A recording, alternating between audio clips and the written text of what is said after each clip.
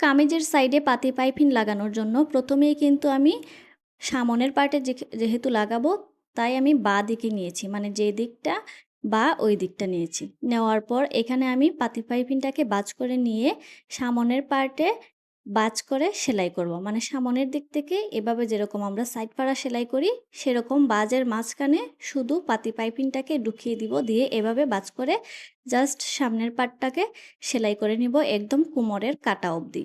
আর এভাবে পাইপিং লাগালে দেখা যায় যে পরবর্তীতে যখন আমরা উল্টে সেলাই করি তখন খুবই সহজ হয়ে যায়। এখানে আর আলাদা করে তেমন বাড়তি কাপড় লাগে না পাতি পাইপিংয়ের জন্য।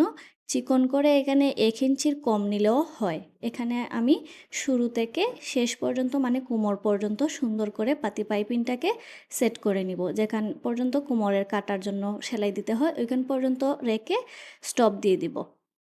স্টপ দেওয়ার পর পরবর্তীতে পিছন পার্টেরটা আমি উল্টো দিকে, মানে যেভাবে সাইড ফাড়া সেলাই করতে হয় ওইভাবে বাজ করে সেলাই করে নিব।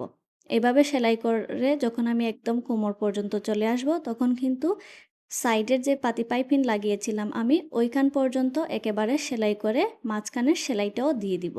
এই যে এখানের যে সেলাইটা আছে উপরের দিকে মাঝখানে দিতে হয়, এটা দিয়ে তারপর সুতাটা খুলে ফেলবো। এভাবে করে এখানের কাজ আমার শেষ।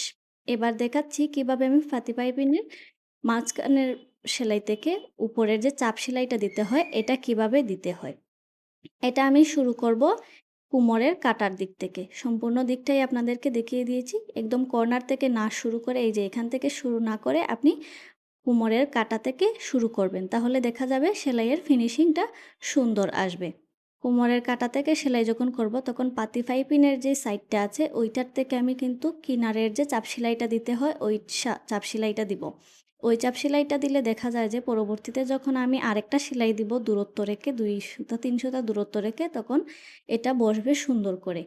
এখানে চাপ সেলাইটা দিলে খুবই সুন্দরভাবে পাতি পাইপিংয়ের ফিনিশিংটা হবে। যেহেতু এটা শুধু সামনের পার্টে পাতি পাইপিংটা করতে হয়েছে আমাকে, তাই একটু বেশি সাবধানতা অবলম্বন করতে হয়েছে। কারণ একবার পাতি পাইপিংয়ের জন্য সেলাই করতে হয়েছে, আবার সাইডে সেলাই করতে হয়েছে। সম্পূর্ণ রাউন্ডটা কিন্তু আমি শুধু সাইডের যে চাপ সেলাইটা দিতে হয় ওইটা। আর পাতি পাইপিং যদি এখানে 19-20 হয়ে থাকে তাহলে আপনি চাপ সেলাইয়ের মাধ্যমে কিন্তু ঠিক করে ফেলতে পারবেন। এরপরে পিছনের পার্টের যে কিনারার সেলাইটা আছে চাপ সেলাইয়ের, কারণ পিছনের পার্টের কিন্তু একদিকের সেলাইটা হয়ে গেছে অলরেডি, আর আরেকদিকের সেলাইটা দিলেই শেষ। শুধু পাতি পাইপিংয়ের ক্ষেত্রে এখানে আমাকে 3টা সেলাই দিতে হচ্ছে, আর পিছনের পার্টে 2টা সেলাই দিলেই যথেষ্ট। পিছনের পার্টের চাপ সেলাইটা দিয়ে দিলে কিন্তু আমি একেবারে মানে প্রথম যেখানে পাতি পাইপিংয়ের সাইডের যে চাপ সেলাইটা শুরু করছিলাম ওইখান থেকে একদম শেষ পর্যন্ত আমি পিছনের পার্ট সহ সাইডের চাপ সেলাইটা শেষ করে ফেলতে পারবো। যেখান থেকে শুরু করেছিলাম ঠিক সেখান থেকেই। এখন আবার যেখান থেকে প্রথমে শুরু করেছিলাম ওইখান থেকে দূরত্ব রেখে যে অপর একটা চাপ সেলাই দিতে হচ্ছে ওইটা কিন্তু শুধু সামনের পার্টে হবে। এটা দেওয়ার পর দেখবেন সামনের পার্টের পাতি পাইপিংটা আপনার একদম অ্যাডজাস্ট হয়ে গেছে। যদি আরও কোনো সহজ নিয়ম থেকে থাকে